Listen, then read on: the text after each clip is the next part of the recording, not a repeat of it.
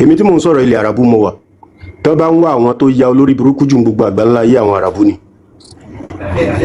wọ́n kírun ju Muhammad gan lọ ìwà orí ibú ìwà òfò ìwà àdánù mo bìlí pogun lákàyé ní ó ti ẹ̀fẹ̀ jẹ́ wọn wẹ̀ ọwọ́ wọn ló pin sí níbi tí wọ́n ya wèrè dé nílùú Arabu tí mo wà ẹ̀gbọ́n bá burú sùn ọmọ ń bá ìyá rẹ̀ sùn á ti kíní bọ ìdí ìyá rẹ̀ ni kò ní gbójú ara ìyá wọlé tó ìdórí àwọn àbúrò náà wọ́n dẹ̀ ń kírun kan tó pèrún gbogbo wọn ti kún mọ́sáàsì bọ̀ àwa tá à kírun àti dàbí ẹni tí àti dàbí kèfèrí lójú wọn so kọ́lọ́n kó gbà wá lọ́wọ́ wọn mo nígbàgbọ́ pé Nàìjíríà wa tó bàjẹ́ ọ̀rọ̀ ẹ̀sìn kò ṣẹ̀sìn ló bàjẹ́ tó bá jẹ́ pé ìṣẹ̀ṣe wa là ń ṣe ni gọ́vnà ìpínlẹ̀ Ọ̀ṣun ò ní fẹ́ sọrí burúkú toró mọ̀ pógun fẹ́ jẹun wẹ̀ ni even president wa gan kò ní fẹ́ sọ pé òun fara ni wá tó báyìí toró mọ̀ pé àrá ló máa sán pa ọ́ so ọ̀rọ̀ mi ò jù báyìí lọ sà mo kí gbogbo lélẹ̀ kan sí.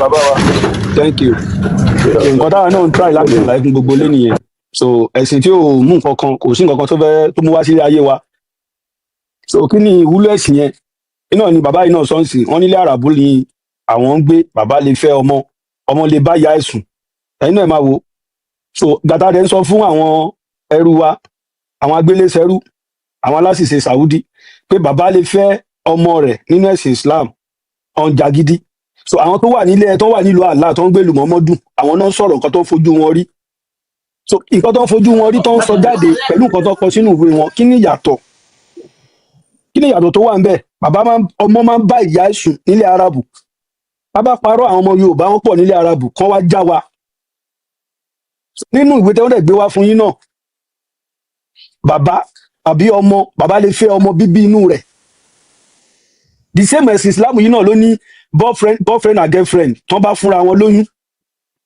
láì tí ì ṣe nẹ̀káì àbí ṣe ìyàwó nílànà mùsùlùmí tán bá fúnra wọn lóyún tán bá bímọ Islam ní ọmọ àlè lọmọ yẹn ẹ̀yin náà wò àwọn tó kọ Kùránì torí wọ́n bá pé èmi tí mo níyàwó mo ní girlfriend àjọṣeré ó wá doyún síbí àtọ̀ mi ló dára rẹ̀ tó fi doyún tòbẹ̀ nínú ìwé tó kọ fún wọn lọ́mọ àlè lọ́mọ yẹn ẹ máa imagine tẹ bá dẹ̀ wo àwọn táwọn kàwé tó máa sọ òyìnbó bí ọ̀pẹ rẹ̀ wọn láwọn kàwé àwọn lọ́pọlọ èèyàn tó lọ́pọlọ ó gbọ́dọ̀ máa karù nǹkan yẹn nínú ìwé tó lóun ní belief lórí rẹ̀ kó dẹ̀ continue láti máa ṣe nǹkan yẹn a stupid person ló máa karù nǹkan yẹn nínú ìwé Islam nínú àdìsí àti Quran tó máa bárù nǹkan yẹn pàdé á sì tún rí mi nínú kan jáde yẹn àní Islam yìí ìsìn ẹ̀yin náà tún kí ni ìyàtọ̀ ẹ̀sìn yìí pẹ̀lú ẹgbẹ́ òkùnkùn ìyàtọ̀ Islam àti ẹgbẹ́ òkùnkùn kí ni ìyàtọ̀ wọn Islam ní tẹ́ bá ń ṣe Islam tẹ́ bá sí mọ́ wọ́n pààyàn fún kí ni torí pé ẹnìyàn máa tú àṣírí Islam ṣẹ́gbẹ́ òkùnkùn ní Islam tó bí ń tàṣírí rẹ̀ ṣẹ́gbẹ́ òkùnkùn ni ẹni tó ń ṣe bí kéèyàn jẹ́ kó máa kọ́ṣẹ́ bricklayer kó wá ní wò kọ́ bricklayer mọ́ rẹ́dọ́nìkì ló fẹ́ lọ kọ́ fáwọn ẹgbẹ́ bricklayer kọ́ wá láwọn máa pa ẹni ẹni ẹ̀ máa wò kọ́ yẹn ṣẹ́gbẹ́ òkùnkùn ni ẹjá gbọ́dọ̀ yìí sọpọlọ náà téèyàn bá mutí lákọ̀ọ́kọ́ tó bá mutí lẹ́lẹ̀kejì tó bá mutí lẹ́lẹ̀kẹta wọ́n pa sálà ló sọ tí ni ilé ọkàn alápẹ̀lọ́tí ọtí omi pẹ̀lú àwọn kẹ́míkà kọ̀ọ̀kan ló fi ń ṣe wọ́n ń ṣe aláàlú kírètì kẹ́míkà tó fi sọtí wọ́n tẹ̀ kóhun ló dá gbogbo àgbáláyé sóhun tó dá kẹ́míkà tó fi sọtí ni kí ló kan alápẹ̀lọ́tí sóhun ló dá ọtí ni tó fi sọ̀rọ̀ nípa ọtí ó lẹ́ni tó bá mutí lẹ́ẹ̀kẹ́ ní ẹ̀kejì ẹ̀kẹta wọ́n pa ẹni tó bá kúrò ẹni tó bá gbáyàwó níyàwó sùn wọ́n bá mutá sí ìrẹ̀bá tú wọ́n pa ẹni tó bá jà wọ́n gé lọ́wọ́ irú ayé náà wò sẹ́gbẹ́ òkùnkùn ni bàbá tó níyàwó sílé tó jẹ́ mùsùlùmí tó níyàwó sílé tó wà lọ sí aṣemáṣe ń ta tó bá obìnrin mi sùn tóbìnrin yẹn wá bímọ tọmọ yẹn bá dàgbà bàbá tó lọ bóbìnrin mi sùn ta bóbìnrin mi fi fún lóyún tó fi bímọ fún tọmọ yẹn wá dàgbà bàbá tó ní ọmọ yẹn ó lè fẹ́ ọmọ yẹn gẹ́gẹ́ bí ìyàwó sílé tó máa bímọ fún irú ẹ̀sìn wo nìyẹn kí lẹ́yìn polo fún wa gan kí lẹ́yìn fẹ́ gbé fún wa tẹ́ná máa ṣe so àwọn èèyàn tẹ̀lé máa wò pé kò tí ì máa ṣẹlẹ̀ kò sẹ́ni tó ṣerú ẹ̀ ó ń bọ̀ àwọn ládẹ́dẹ̀ wọ́n máa ní sẹ̀ríà ni ẹbọ lọ gbá ni sẹ̀ríà ni ẹbọ lọ tẹ̀lé ni inú ẹ̀ máa wò ló máa ń dùn mí tí bá rà àwọn tó jẹ́ àwọn bọ́dà wa tọ́lọ́run fẹ́ tó máa ń ṣe gọ̀gọ̀lúgọ̀tẹ̀ láwọn àfáà yìí. ẹni tẹ sọ ní ìsìnkú ẹni pé bàbá lè fẹ́ ọmọ ẹ̀ ẹjọ́ bọ́lẹ̀ ti rí yẹn o.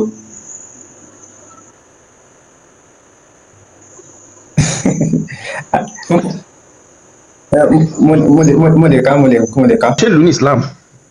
ṣe fún àní nígbà yẹn sẹ wọn operate as a country ni ìgbà ẹ máa gbọ́rọ̀ mi ṣe gbọ́rọ̀ mi sà mo ní nígbà Islam gbà kọ́kọ́ dé ó operate as a country ni. ok bí ìlú ní Islam ok ọ̀rọ̀ yín yé wa. so nígbà yẹn wọ́n operate as a country. ìlú ok ẹ máa gbọ́rọ̀ mi a dẹ̀ ti gbà wípé any nation àbí any country tó bá wà any state tó bá ti wà tíyẹn bá fi lè takun tó àbí tíyẹn bá fi lè ṣe tó takun military rules wọn nígbà yẹn wọ́n máa fẹ̀mí ẹ̀ dín ní mo wá fi mí example wáyé pé in the current so it is tantamount to treason then it is tantamount to treason. ṣé ìlú náà yìí ní Islam ni. rárá kò pẹ̀tà sí country mọ́ báyìí. ẹ bọ̀ Islam òfin yẹn wọn ò tí ì parẹ́ àwọn èèyàn yìí ń lò wọ́n yìí ń lò so kí ló wá ṣẹlẹ̀ kí lè rí sí. ìbọn náà ti lọ rẹ̀. ìbọn náà ti lọ rẹ̀. gbogbo ibi tí wọ́n bá ti ń ṣe Islam ṣé wọ́n lo ṣẹ̀ríà àbọ̀ ń lo ṣẹ̀ríà ní sùúrù. kò sí ohun tó jọ kò sí ohun tó jọ. ẹ kọ́kọ́ dáhùn ṣé gbogbo tó bá ti ń ṣe Islam wọ́n ń lo ṣẹ̀ríà àbí wọn kì í lò. àní ó ló ṣe kí ni ti dáhùn náà ẹ dáhùn gbogbo tó bá ti ń ṣe. kì í ṣe gbogbo ṣẹ̀ríà náà ṣe ń lò. ẹni sùúrù nílẹ̀ Haúsá ṣé wọ́n lo ṣẹ̀ríà àbí wọn lò. kì í ṣe olójú ṣẹ̀ríà tí wọ́n lò. wọ́n yí pààyàn ní ọjọ́ wo bí àjẹrin àbí jarun sí ẹ má máa sọ nǹkan tá máa ń sọ nǹkan náà nílé. ta ló pààyàn. àti ìgbà àwọn mùsùlùmù ẹ máa gbọ́rọ̀ mi ṣé gọ́ọ̀mẹ̀ntì wọn ló pààyàn ni. ṣé gọ́ọ̀mẹ̀ntì wọn ló pààyàn ni. ẹ jẹ́ sọ kọ́kọ́ ẹ jẹ́ kí n help yín àlàyé mi gan ẹ̀ tí àlàyé mi tán. mo ń gbọ́ yín. so wọ́n á ní reason tí wọ́n fi lo òfin yẹn gbà yẹn ni pé. ẹni sùúrù nǹkan tó fẹ́ bèrè sí ẹni wọn ló mọ́ ṣe lè fún wa ní ẹ̀rí pé òfin yẹn wọn ló mọ́ ń sìn so bí a nínú Qur'an ni bí a dì sí. ẹ jẹ́ kọ́kọ́ ṣàlàyé no ẹ̀yin lè bèrè question. no Mr. Ibrahim mi fẹ́ ká ẹ máa gbọ́ torí àkókò ẹ má bínú fẹ́ ká lọ́jù ẹ fún wa lẹ́rìí pé wọn ò lò mọ́ ibi tó ti ní kọ́pa ẹni tó bá fi Islam lẹ̀ pé ìlú ni o bọ̀ nísìnyí wọn ò lò mọ́ ẹ fún wa lẹ́rìí yẹn ká lè. kémi wá fún mi kí ẹ gbọ́ ẹ̀yẹ fún mi lẹ́rìí ibi tí wọ́n ti lo rẹ̀ nílẹ̀ Haúsá tó jẹ́ pé ìjọba wọn pààyàn. mo ti sọ fún yín mo ní wọ́n yìí ṣe lọ́jọ́ wo ń sìn sí wọ́n yìí pààyàn sọ fún yín náà. kí ẹ gbọ́ tó bá láwọn tó ṣe rẹ̀ ẹ jẹ́ ní sọ́jà gbé news yẹn jáde ẹ dúró náà. kí ẹ gbọ́ bóyá àwọn tọ́ọ̀gì kan tọ́kọ́ra àwọn tọ́tọ́ lọ dídé pẹ́ni lẹ́yìn kan lórí sí bọ̀ yín pé bóyá gọ́ọ̀mẹ̀ntì ní Haúsá kan tó kún fẹ́ pààyàn. ms ẹgbẹ́ náà yẹn síta ní ẹnẹsẹ bá adé akọwọn yẹn ó dàbí mìíràn bíbí kan bí akásí náà lẹ́nu ọjọ́ mẹ́ta ìkọ ìpọjọ márùn sẹ kò tí ẹ ṣe dèbúrà níwò lélẹ̀ ẹmẹsẹ bá ń gbé síta ẹjọ. no ẹ má lo fọ́tò ilé news bí headline tó kọ bí wọ́n ṣe pa obìnrin yẹn ok dàbí mr lọ́wọ́ wa ẹ gbé sí kí ẹni yìí. ilé wọ́n lè bá ni wọ́n fi lé yẹ má lè pépà tó ti ṣú ẹ̀ tó kọ sí headline gbogbo èèyàn lórí gbayé lórí nítorí bá ti ń ṣe Islam tó ti ń lo ṣẹ̀ríà àwọn yìí ń pààyàn torí àti ìgbà ṣẹ̀ríà lọ́dọ̀ wa ni ò jẹ́ kó tí ì bẹ̀rẹ̀ so. ìwé àlùsí kan tí ń ta gbogbo ayé rú lélẹ̀. ìwé àwọn ẹlẹ́gbẹ́ òkùnkùn. ọ̀rọ̀ yẹn jọnu yín lọ sà. mi ò mọ̀ yín mọ̀ jọnu yín lọ. ẹ fẹ́ gbìjà Saudi. Saudi tó gbé Quran gan wọ̀ bí dákọ́ sọ fún mi bẹ́ẹ̀. tẹ́rí ẹ̀gbọ́n àkọ́kọ́ tó kọ́kọ́ sọ̀rọ̀ yẹn ẹ jẹ́ kí fún ẹ ẹ̀gbọ́n àkọ́kọ́ tó sọ̀rọ̀ that's very fair. Now, ẹ wá jẹ́ kí ẹ̀ láìtì lórí nǹkan kan sà ṣé ẹ̀ gbọ́dọ̀ mi o. Now that very road tí Islam mú wá ń gbà yẹ pé ẹni tó bá ti fi Islam lẹ̀ pé kí wọ́n pa ẹ wá jẹ́ kí n sọ reason tó wà behind yẹ. Now ìdí ni wípé nínú àwọn tó jẹ́ Muslim gbà yẹn tó wà níbi military Islam gbà yẹn wọ́n máa lọ ń gbàgbọ́dì gbogbo àwọn àṣírí ogun gbogbo àwọn military as in military disin tó jẹ́ pé Islam nìkan ló mọ̀ tó jẹ́ pé kò gbọdọ̀ líkì síta wọ́n lọ máa gbé jáde wọ́n lọ máa líkì ẹ̀ fáwọn enemies. wọ́n tó jẹ́ síkírìtì kó máa gbé jáde. military secret now military secret wọ́n sọ pé Islam operate as a nation nígbà yẹn so military secret ni torí pé kí ni àwọn kèfèrí ẹ máa gbọ́dọ̀ àwọn disciples wọ́n bá wà ní agun. kí n gbọ́dọ̀ major space níbẹ̀ yẹn. hello bro. Why the Quran say is it now? Why not yọkọ Quran this time? Why not yọkọ Quran? kẹrin ṣé n sọ kọ́kọ́ fún yín òun lẹ́sọ̀ Islam ṣì wà ní ṣé tọrọ yín tó ṣe kí dáyé lóhùn ṣé kí dáyé lóhùn ẹnìkan sọ kọ́kọ́ ní ẹni pé nígbà yẹn o ni wọ́n lò why ti ma ṣe kájọ lánàá Quran lẹ́sẹ̀ báyìí. ẹni wà tó fi wà ní Quran ṣé kí n fún yín lésì. tó lè bá a máa gbé nǹkan jáde bí a Quran àbí news náà níbi lórí. ẹnu iṣẹ́ mo wà. náà tẹ bá lè bá ok wà lẹ́nu iṣẹ́ nídìí tó lè. so Mr. Ibrahim lè ká ẹ̀ka ẹjọ́ bẹ́ẹ̀ ṣe kúrò yẹn kò ṣó mọ̀ Mr. Ibrahim lè bá wa kà bá ẹ ṣe. hello. news yẹn Mr. Banti ẹni sùúrù náà wait Mr. Ibrahim ẹ lè ka news yìí ẹ jọ̀ọ́.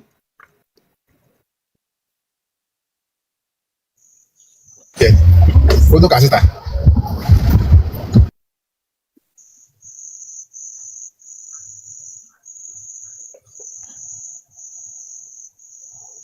Mr. Ibrahim ẹ sọ̀rọ̀ náà. ṣé o ti answer ẹ má bínú tó wáyé kẹgbẹ́ English dáadáa sa. ẹ̀ka news yìí lọ́sọ̀ ṣẹ́gbọ́n tí wọ́n sọ síbí ṣẹ́gbọ́n wọ́n ní a woman has been burnt to death by a mob. àwọn tọ́ọ̀gì kan lọ́kọ́ ra ọdún lórí ọdún pẹ̀lú lẹ́ni ṣé mo ti sọ nísìnyí pé kì í ṣèjọba ló pa á.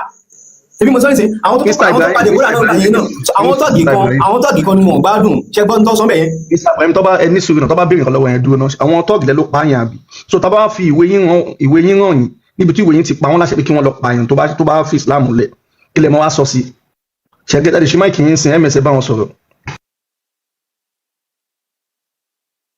fẹ́ gbára yìí ọ̀ máa ṣàlàyé ẹ̀ fún yín as in vividly tó dé máa yé. Mr. Ibrahim bóyá tẹ́ máa rẹ́dí àti gbára yìí ẹ̀ máa ṣàlàyé ẹ̀ fún yín.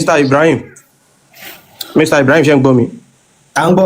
tẹ́ rí ibi tẹ́ wà yìí àwa ò kí ń ṣàròyé tẹ́ bá ń sọ̀rọ̀ a máa ń sọ̀rọ̀ pẹ̀lẹ́rì ni ṣe understand àwọn èèyàn tó ṣe nǹkan yìí nínú Quran nǹkan tí Islam sọ pé kán máa ṣe ni so tí nǹkan yìí bá wà nínú Quran tàbí hadith tí ó sọ pé ẹni tó bá bú mọ̀ ọmọ ju kán máa pa ọkàn máa ṣe é fún wa lẹ́rìí yẹn bọ̀ tí pé wọ́n fẹ́ máa ṣàlàyé àwa ò kí ń gbá láàyè bí.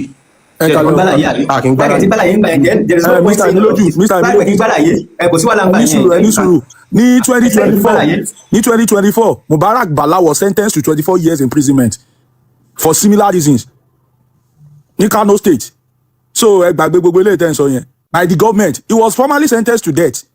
You can go and read about him. Mubarak Bala is his name. He's an atheist. Ṣáàlì sọ̀rọ̀ abẹ́ nígbà láyé ṣáàlì sọ̀rọ̀. Eléyìí tí mo sọ yìí go and make findings about him. Ẹ sọ pé àwọn mọ́ọ̀bù ló pa àwọn mọ́ọ̀bù ló pa. Tí ó bá sínú òfin wọn sáwọn mọ́ọ̀bù yẹn máa take actions. What are you saying? Níbo làwọn mọ́ọ̀bù ti rí nǹkan tó ń perpetrate yẹn? Níbo náà ti rí? Ṣé bọ́n rí kàmbí kan ló jẹ́ kó máa take irú actions wẹ̀ yẹn? Tàbá jẹ́ kó dominate wa ní South West, the same thing will happen. People will get killed because of bullshit nonsense. Nǹkan tí ò mọ ọpọlọ dání. Go and read about him. Another Christian lady, they did the same thing to her. Torí pé ó sọ pé òun ò ṣe Islam mọ́. And it was facilitated by the government. Ṣáàlì sọ̀rọ̀ báyìí, ṣáàlì sọ̀rọ̀. Yeah, you can talk. Now, just give me one evidence. Ibi tí government kọ̀ọ̀kan ní north, tí ìyẹn ti sọ pé òun ò ṣe Islam mọ́, tí ìjọba bẹ̀rẹ̀ fi wá pa, ẹ fún mi evidence ẹ̀yọ̀ kan péré, just one. Why do you have Sharia police in the north? Give just only one evidence from you, bro. I just told you about one. Bro, I've told you earlier. I said they have Sharia in the north, but they have few people in the operation. Mubarak Bala tó tí wọ́n ṣe lè bá wa gbé ṣe lè bá wọn wò. Pa èèyàn torí pé ó sọ pé òun ò ṣe Islam mọ́, only one tẹ́ bá ti fi lè fún mi. kí ló gbé lọ sí kóòtù fún nítorí pé ó sọ pé òun ò ṣe Islam mọ́ nítorí pé ó jẹ́ atheist? What are you saying? He was sentenced to 24 years imprisonment. They sentenced him to death and ẹni wọ́n pààyàn àbí gọ́ọ̀mẹ̀ntì pààyàn wọ́n ní kẹfún níbo náà ṣó wà nínú òfin Nàìjíríà pé kọ́ máa sentence èèyàn tó bá sọ pé òun ò ṣẹ̀sìn mọ́ níbo náà ti rí yẹn? ẹ tún tó ń gbé ọ̀rọ̀ sí méjì. àní ṣó wà nínú òfin Nàìjíríà? ẹ tún gbé ọ̀rọ̀ sí méjì. tí wọ́n bá apply Sharia law ní northern part of the country. ẹ fún evidence tó ti pa ẹ pé gọ́ọ̀mẹ̀ntì wọn pa èèyàn torí pé ó sọ pé òun ò ṣe Islam mọ́ ẹ fún evidence ẹ̀yọ̀ kan. ó ní gọ́ọ̀mẹ̀ntì fẹ́ pààyàn tó bá lóun ò ṣe ẹ̀yin náà gbọ́ nǹkan tẹ́ ẹ sọ̀rọ̀. jẹ́ ọ̀rọ̀ ẹ̀yin lẹ́sọ́ ẹ̀yin lẹ́sọ́ ẹ̀yin náà gbọ́ nǹkan tẹ́ ẹ sọ̀rọ̀. jẹ́ ọ̀rọ̀ ẹ̀yin lẹ́sọ́ gọ́ọ̀mẹ̀ntì pẹ̀lú ọ̀rọ̀ ẹ̀yin lẹ́sọ́ gbàtẹ́ wọ bẹ́ẹ̀ ẹ ṣe wá gbé fake news wá. fake news báwo ló ti wá jáde yìí. ọyá tún kẹ́sí náà. Oya read it.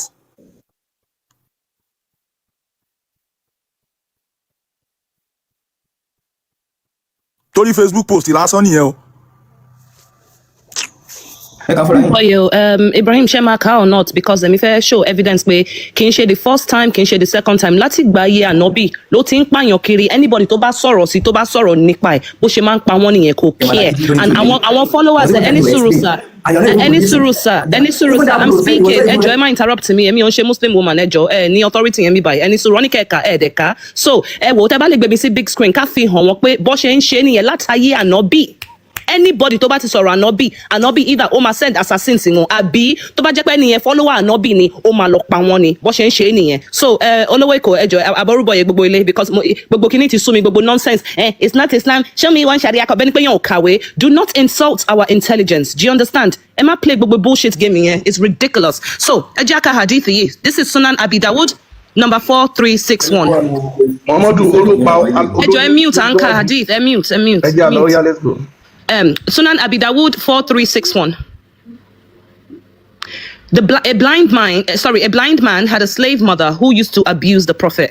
ṣé ń gbọ́ afọ́jú kan ọkùnrin ó ní ẹrú kan tó máa ń bú Muhammadu. Bade her, but she did not stop. Ó bá a sọ̀bọ̀ ẹrú yẹn ò gbọ́. But she did not give up her habit. Ó bá a sọ títí ìyẹn ṣáà fárígá. Night, she began to slander the prophet and abuse him. Alẹ́ ọjọ́ kan bẹ́rù yẹn ṣe ń sọ̀rọ̀ gbọ̀n kan tí Muhammadu ṣe nìyẹn bó ṣe bá òkú sùn bó ṣe bá ọmọ ọdún 6 ọmọ kékeré sùn ìyẹn ṣáà ń sọ gbogbo wa bó ṣe jáde wa yẹn lálẹ́ ọjọ́ kan. So he took a dagger, placed it on her belly, pressed it, and unalived her. Bó ṣe mú dágà nìyẹn bó ṣe gún afọ́jú yẹn ó bóyá gún obìnrin yẹn bóyá gún pa nìyẹn. Who came between her legs was smeared with blood that was there. Ọmọ wà láàrin ẹsẹ̀ débi pé ó dàpọ̀ tún ṣá ọmọ yẹn náà sí wẹ́lẹ́wẹ́lẹ́ ẹ̀jẹ̀ abiyamọ ìkúnlẹ̀ abiyamọ. Mashallah. When the morning came, the prophet was informed about it. Nígbà tí ilẹ̀ mọ́ tójúmọ́ mọ́ wọ́n bá gbé sí Muhammadu létí ìròyìn yẹn. Assembled the people and said, Muhammadu bá pe gbogbo ìwọ̀n èèyàn jẹ́ ẹ má bẹ́ẹ̀ má bó bá wí pé. Oh, by Allah, the man who has done this action, he should stand up. Ó ní nípa ti Allah ó ní arákùnrin tó ṣe lé òun dá ó ní kó dìde. The necks of the people, and trembling, the man stood up. Wọ́n bá wọn kan ṣáà ń gorí ara wọn arákùnrin náà bá dìde. Sat before the prophet and said, Messenger of Allah. Ó bá ní Muhammadu òjíṣẹ́ Allah o. Master. Ó lóun ní olórí ẹrú yẹn o. She used to abuse you and disparage you. Ó ló máa ń bú ọmọ Muhammadu máa ń yẹ̀yẹ́ gbogbo bó ṣe bá ìṣàsùn ọmọ kékeré bó ṣe bókù sùn gbogbo ẹ̀ ló máa ń sọ. I forbade her, but she did not stop. Ó lóun bá sọ àmọ́ kò gbọ́ o. I rebuked her, but she did not abandon the habit. Ó lóun kìlọ̀ fún òun fà létí bẹ́ẹ̀ ló ṣáà ń tẹra mọ́. I have two sons like pearls from her. Ó lóun lọ́mọkùnrin méjì tó bí fún òun. Last night she began to abuse and disparage you. Ọ̀gá oníbẹ̀rẹ̀ tó dáadé àná nìyẹn bó ṣe tún bú ọmọ Muhammadu tó ń yẹ̀yẹ́ nìyẹn. So I took a dagger. Oníbẹ̀rẹ̀ ṣe mú òun ifá dágà yọ nìyẹn àdáyé ní ṣóńṣó báyìí. I placed it on her belly and pressed it till I unalived her. Oníbẹ̀rẹ̀ ṣe fi ń gun níkùn nìyẹn tutututututu bóun ṣe pa tán nìyẹn wọ́n gbẹ̀mí ẹ̀. Thereupon the prophet said, Muhammadu bá wí pé. Oh, be witness, there is no retaliation payable for her blood. Mashallah. Muhammadu lóun jẹ́rìí pé kò sí ẹ̀san fún ẹ̀jẹ̀ arábìnrin tí wọ́n pa yẹn ó ní àpagbé ni ẹni bá bùn ẹ pa ẹni fi ìsìlámù lẹ̀ ẹ pa àpagbé ni. Him ejosa ema fún wa ní bullshit stem fún wa because ó wà nínú ìwé yín àti mo punishment téèyàn bá abuse ànábì àmọ́ in fact ṣé mo pé nínú Islam tẹ́ bá blaspheme against Allah forgiveness wà bọ́ ní pé tẹ́ bá ti sọ̀rọ̀ ànábì o ikú ni o totally over. So Mr. Ibrahim ẹjọ ẹ response nǹkan tá a ṣe kà ṣó wà okay àbí kò sí okay by you as a human being. ṣáàlì sọ̀rọ̀ abàlè sọ̀rọ̀. Of course conversation ṣe ń ṣe. Ẹtìlẹ́yìn fẹ́ gbàlàyé now ẹ jẹ́ mo bí yín question ni o mo kọ́kọ́ bí yín question mo ní is that as a human being tẹ́ jẹ́ ṣó dáa àbí kò dáa. ṣe máa gbàlàyé mi. Now that's a question mo bí yín very simple question. ẹjọ sir this is not how a conversation works. Mo bí yín ní very close question ó require yes or no and then ẹ wá expand explanation ṣàlàyé. So mo máa bí ẹjọ sir I am very concise in my argument ṣe get so mo máa bí yín question yẹn ẹjọ tẹ́ẹ̀bálẹ̀ answer ẹjẹ́ àgbẹ̀ ẹlòmíì sókè because gbogbo takiya gbogbo deception tẹ̀ ń ṣe lókè ó vex me because àmọ́ òótọ́ about ẹ̀sìn yín ẹ̀sìn Arab religion yín ẹ̀sìn kẹ́sìn we know about it so mo máa bí yín again as a human being ṣó dáa àbí kò dáa. If you are ready to listen, then I will answer. For if you are not ready to listen, question. Not every question requires a yes or no answer. Ẹ bá wa gbẹ́ lómi it's okay. Then you can go. Go. See you later. Can you vex me because human beings are losing their lives about this religion. Mo ṣe upload videos orí TikTok mi. There's a lady ó ń ṣiṣẹ́ fún bóyá NHS ambulance service. Ó ń sọ pé tó bá ti jẹ́ ẹ̀mí àbí ẹni tó jẹ́ kàfírà àbí káfẹ́ ẹni tí kò believe in Allah. Ó ní pé kẹ́ ẹ má save life wọn. Imagine you are working in ambulance service. You are working as a paramedic as a Muslim. Ó wá ń sọ pé tẹ́ni ó bá ti jẹ́ Muslim ẹ má save life wọn. Are you people okay? Sorry. Sorry. I'm sorry. I don't mean to interrupt.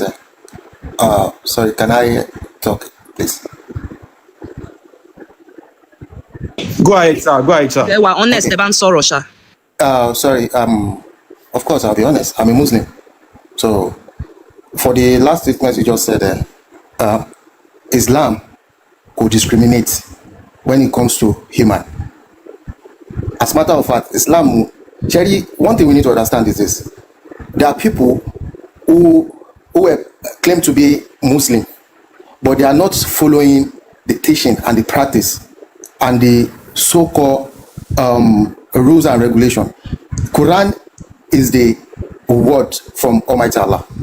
Hadith, there's like in the Hadith, there's Hadith Doif, there's Hadith Sahih. Our Hadith this is Sahih. This is Emma for one lecture, Mr. Banti. We know Sahih, we know Hassan, we know Daif. You see, you want to hear from people, right? And you have to give that chance. Let them talk. We are not fighting, right? So you see, you know our hadith to Woju as our one. So there are many enemies of Islam don't consider hadith, but in Kotoba hadith to batako Quran is not Sahih, it's Doif. Islam Ele Yotako Quran, mo le gbe verse Quran fún yín kí n fi back it up. Ele Yotako Quran at all. And Mr. Banti, with all due respect, I need gbogbo lecture Daif. Nibi by and any surusa. Nibi by and gbe Daif wa. Any surusa. Mo fẹ́ remind you something. Nibi by and share Daif. So I need that lecture wa. Every hadith that I bring is authentic. I'm clearing a point. But nǹkan tẹ́mi sọ ni pé that statement ẹ̀sọ́ láti pé ẹnìkan ṣiṣẹ́ ní emergency center or ambulance àwọn nìkan máa gbẹ̀yìn tó bá jẹ́ kèfèrí. No, Islam will discriminate when it comes to human. Wallahi, asam to Brother Kaba. Islam will discriminate. That's a mother effing lie. You're lying, sir. Now I'm going to read from the Quran. I'm not lying. Any suru look, sir. When Timothy evidence I hope you are humble enough to apologize for lying. Bring the evidence. Okay, Islam will discriminate anybody or respect everybody. When it comes to human. Okay. Okay, bring the verse. Your brother wa any láti calm down. Ìyá wa nìkan náà ló máa bá yín sọ̀rọ̀. Ẹ jọ̀ọ́ nítorí Ọlọ́run we are mi bá wọn jà. Bí pa irọ́ bá wọn fẹ́ sọ̀rọ̀. Ní ìyẹn gbọ́dọ̀ ṣàlàyé. Are you obviously lying? Bí màá gbọ́ yín ọ̀yìn gan ní parọ́ ta ló ẹ̀yin dákẹ́ náà. Ẹ̀yin tẹ́ fẹ́ sí wa. Ẹ má bínú pé mo wà emotional mi like àwọn èèyàn máa parọ́ especially tó pé èmi ti ka Quran mo ní gbogbo evidence yẹn kàn máa parọ́. So Mr. Banti, you made a claim earlier. Ẹ sọ pé Islam will discriminate anyone àbí Allah yín. Right? Nǹkan tẹ́ sọ nìyẹn mo dẹ̀ sọ pé màá gbé verse wá fún yín tí verse yẹn bá dẹ̀ contradict nǹkan tẹ́ sọ ẹ jọ̀ọ́ ẹ wà humble enough láti apologize for 434 people in this room. Now ẹ sọ pé Islam will discriminate olówó ikọ̀ ẹja ka àyà yìí. Quran Surah Al-Tawbah, that's chapter 9 verse 29. Only fight those who do not believe in Allah and in the last day. Ti Allah àti Quran wọ́n ní kẹ́ bá àwọn tí wọ́n gba Islam gbọ́. Or comply with what Allah and His Messenger have forbidden. Embrace the religion of truth from among those who were given the scripture.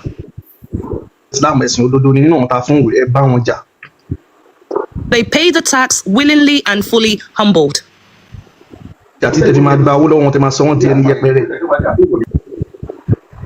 Mr. Banti. Yes, I'm here with you. Does this contradict what you just said? Should contradict in just now. But the verse of the Quran. No, Mr. Banti, you know. No. Katober is in sorrow. Most of it, emotional. Any sorrow. I'm Allah's wife here. Meaning, mommy by Ejo, mommy of all kufaris. Mommy of all kufaris. I'm gonna take you back to school now, Mr. Banti. Yes, I'm a very proud kufar because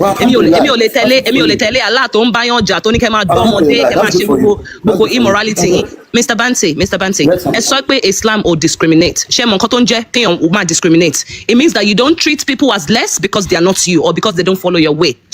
Now, verse 8 is I think me in Arabic faktulu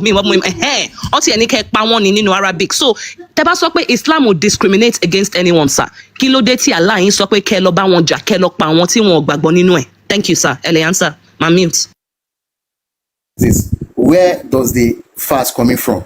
There has been, you see, if you want to get to Genesis, there has been. Can give him the Quran verse so that he can read it by himself. I can be my darling. She borrowed screen. No, I them be me, but tomorrow you know it me motivate. What the fuck?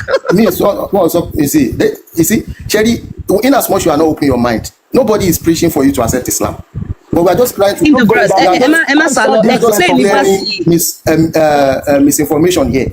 Yeah. In Qur'an there has been a talk coming from Teleboba.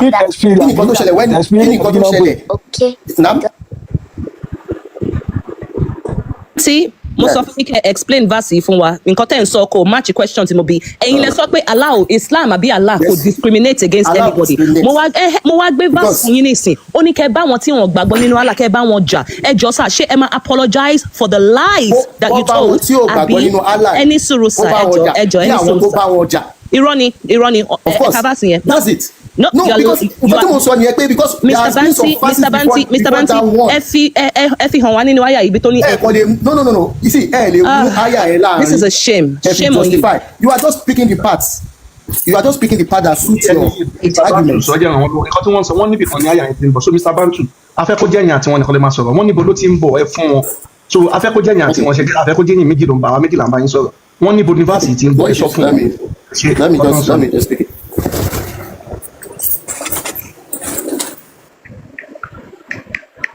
Explain the àyà yìí àbí kí n gbé tafsir síta èwo lẹ fẹ́ ṣe because bá ti gbé tafsir yẹn síta ẹ ní any chance láti explain again because the scholar's opinion ó override opinion ni ẹ ń ṣe scholar. Because ẹ parọ́ fún 462 people ẹ parọ́ bẹ́ẹ̀ yẹn gbòòsà. You think we're daft? Kò sẹ́ńbọ̀ tó sọ pé nìkan daft àbẹ́yàn kan parọ́. Ṣé máa explain àyà yìí àbí kí n gbé tafsir síta ẹ jọ̀ọ́. Now nípa háyà yẹn ẹ jẹ́ ká ṣàlàyé ẹ̀ fún yín. Sọ̀rọ̀ Mr. Ibrahim Banti là ń bá sọ̀rọ̀. Thank you. Section the verse of Quran when. Okay, a ní sọ̀rọ̀ fún yín. Ẹ ṣé sir. Thank you sir. Ẹ jọ̀ọ́ people mo ń bẹ̀ yín tẹ́ bá ti wá sókè ẹ yé máa parọ́ mọ́. Ọ máa ń sọ ní English without lies Islam dies. Ẹ yé máa parọ́ mọ́ because ojú wa ti là ṣe get èmi ní Quran nílé a ní Sunnah nílé. Ẹ yé máa parọ́ mọ́ o ẹ jọ̀ọ́ o because àṣírí yín ti tú afẹ́fẹ́ ti fẹ́ àti rí fúra ànábì àti rí fúra Allah. There's nothing you guys can do anymore. You can't hide anymore.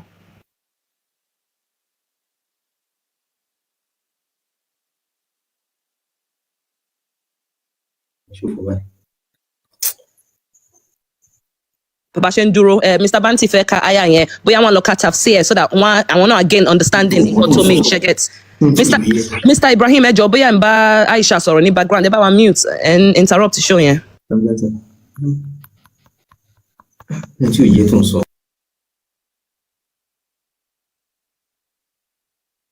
Parọ́ fún wọn wá ẹ yé máa parọ́ fún wa mọ́ ẹ yé wa ànábì. Mommy of all kufar.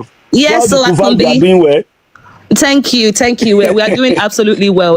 Another ex-Muslim ó ti fi Islam múlẹ̀ lady kan báyìí mo ń bá sọ̀rọ̀ ńgbà yẹn ó ti me read for the past 6 months ó wá fún wa ní testimony the other day ó ní alhamdulillah Allah has misguided me from Islam gbogbo wa sọ masha Allah Allahu Akbar.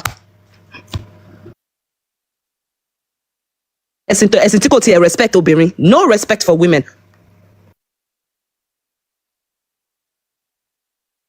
Mr. Banti yìí tó dé torí ẹ̀rí tó fẹ́ mú wá yẹn kò sí nǹkan tó fẹ́ mú wá ń bẹ̀. Tọ́pìkì wa ni pé bàbá lè fẹ́ ọmọ ẹ̀ nínú Islam so tọ́tò dé a lè sọ nípa ẹ̀.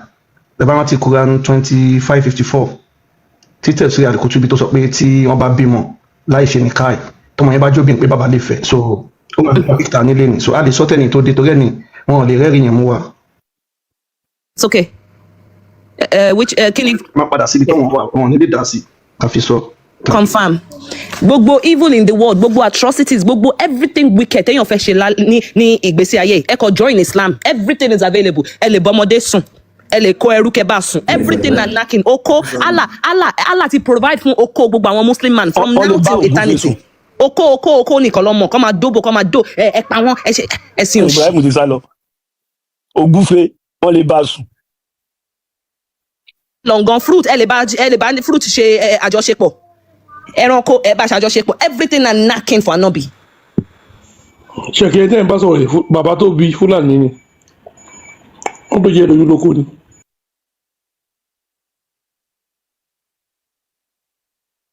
Kí ni verse yẹn again 25.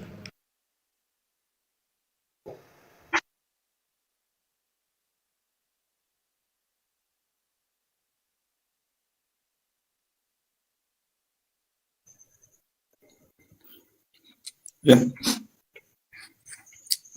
ẹjọ́ ìyẹn bá wa power tap please ẹjọ́ sọ wípé ẹni kan sọ wípé bóyá ìyẹn lè bá ọmọ ẹ̀sùn ẹjọ́ fásitì wọlé ti rí yẹn torí ohun tó wà ní Quran Qur'an wọ́n máa bá yín gbé wá ní sùúrù ohun tó wà ní Qur'an ṣé ń gbọ́dọ̀ mi. ẹni sùúrù wọ́n máa gbé wá ẹ má sọ̀rọ̀ lórí fún wa. 2554 tẹ́ bá ti kà tí ó bá yé yín kẹ́ wá lọ kà pẹ̀lú tafsiri Al-Qutubi ó máa ṣàlàyé nǹkan tí verse yẹn ń sọ ṣẹ́gẹ̀t so. ìjọ yìí tẹ́wọ̀n wá ẹ̀ka ti wọ 1 million ẹ bá wa power tap ẹjọ́. Ready? And he's the one who creates human beings from a humble liquid, òun lòun dá èèyàn láti inú àtọ̀. then establishes. Mr. Ibrahim, mute, man. Astaghfirullah. We are reading the Quran. You're supposed to be silent. Tabanka Quran. Ejo. And he's the one who creates human being from a humble liquid. èèyàn láti inú àtọ̀. Establishes for them bonds of kinship and marriage. ó lóun dẹ̀ ṣe ètò fún wọn nípa ìgbéyàwó nípa àwọn. For your Lord is the most capable. Allah lóun lálágbára. Ejengbe tafsiri wa. Tremens náà lè gbé jáde ká lò lọ́dọ̀ yín.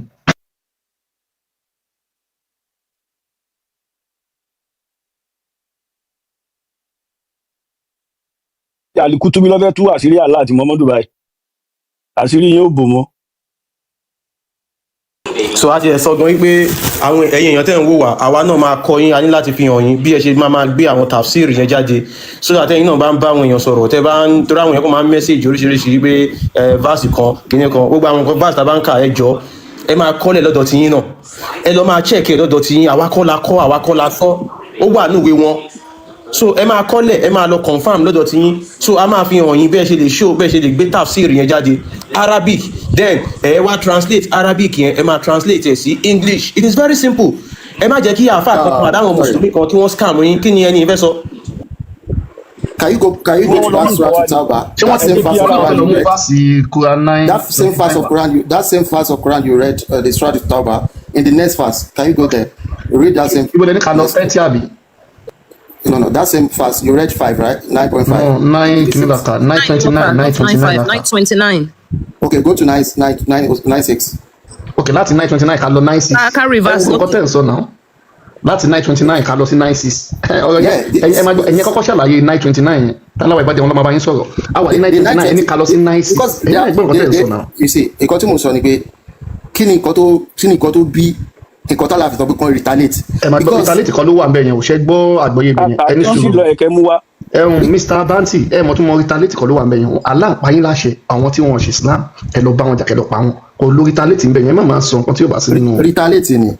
Ok ọbalọmọ yìí lè bá a gbé sí. Wọ́n ní fight those who do not believe. No ẹ má wọ ẹ̀mẹ̀sẹ̀ yẹn fi lè lè ọbalọmọ ẹ bá a gbé Qur'an 929 sí. Ẹ̀yin wọ́n sọ pé retaliate. Okay. 929. So that is a clear commandment, and Surah Al-Tawbah is the verse of the sword. It's a fighting verse. Mr. Banti, please don't play silly games here. Respect, Arayin. Come on. Oh, what childish. You only fight against those who do not believe in Allah. So the reason for fighting is because they don't believe in Allah. Simple comprehension. But the same Quran says, abrogated, abrogated, Mr. Banti. That verse has been abrogated. Allah subhanahu wa ta'ala says in the Quran, Allah has abrogation. Mr. Banti, stop.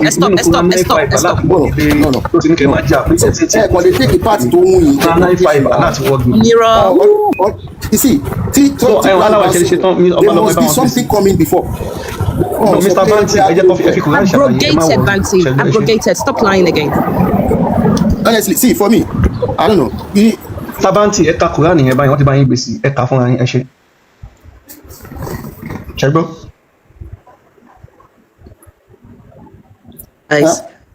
For those, Quran 9:6. Ẹ ka Quran bí ẹ mọ̀ pé bàtà gbèsè ẹni pé retaliation ẹ ka Quran gbogbo àwọn ọmọ ibi tó ti máa gbọ́ ní padà sí. Bébí bàyẹ̀ pé retaliate lọ wá ẹ kàn kọ́kọ́ kà á náà afẹ́ gbọ́ yín ṣẹ́gbọ́ tẹ́ bá ti kà á máa lọ́bi tẹ́ ní kà lọ ẹ ṣe. You see, lè justify láti bíbá nǹkan tí mo sọ fún yín nìyẹn. There's an ayah of Quran. Fẹ́ dájú ẹ kọ́kọ́ ka bíbá yín tẹ́ bá ti kà á máa lọ́bi tẹ́ bá ti gbọ́. Ṣé mo pé sura yìí kò start from this place. Sabanti nǹkan tẹ́ sọ tọ́kù gbé jáde again ẹni pé kò ní kọ́ bá wọn. Ẹ wá kà ẹ ní sùúrù náà ẹ kàn kà á afẹ́ gbọ́ látọ̀ ẹni yín ẹ ṣe ẹ kà ẹ ṣe. Kò sí kò tí fẹ́ kà ń bẹ́ kọ́ tó kà síbẹ̀ tẹ́lẹ̀ ni fight those who do not believe in Allah and the last day of course. Yeah, but nǹkan tẹ́ ń sọ bíbá. Ní Arabu ni a ṣe proud Muslim. Kí lẹ sọ? Any Arabic in Kawa Tuni Yoruba. Bro, go to the verse of Quran I said. If you cannot go with that one, let me opt out. Yeah, Because for you are bye. me. Bring another person that's honest. You're a liar. You're a liar. Allah, you support asking to take Without lies, Islam dies. Ashiri it too, Sherry. You know, in Koto Manshele, when you are forced to defend Mumu religion, ideology to make sense. Emma disgrace around here. Next customer, please. I'm active tonight. Let's go.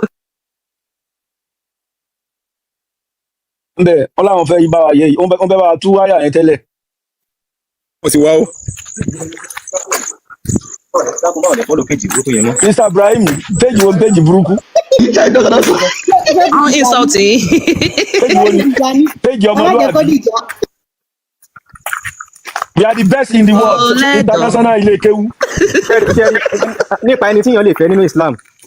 International ilé kéwú lẹ́wà. Àbí Suratu Nisa. Suratu Nisa, Aya 23. Verse 23. Chapter 4, verse 23. So, GP àti Nàìjíríà ẹjọ́.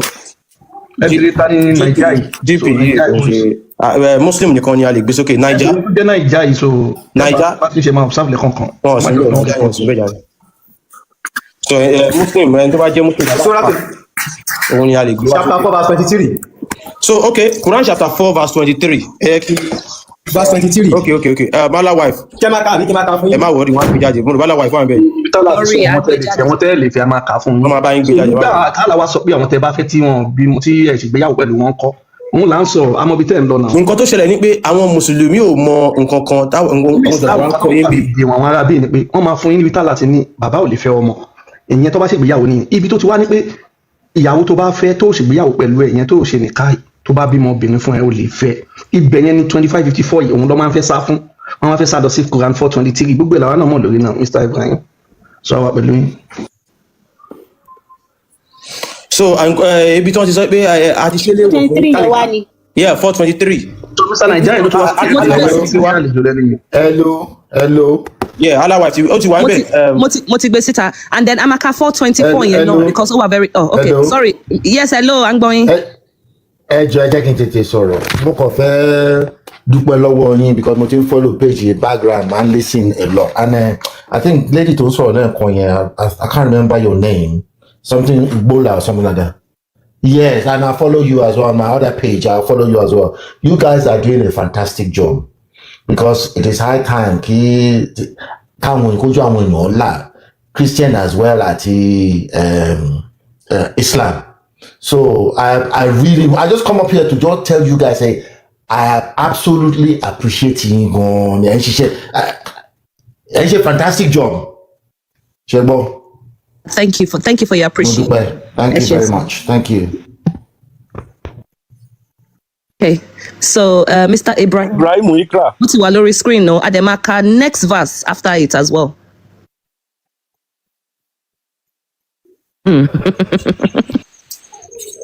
Ibrahim, share one better.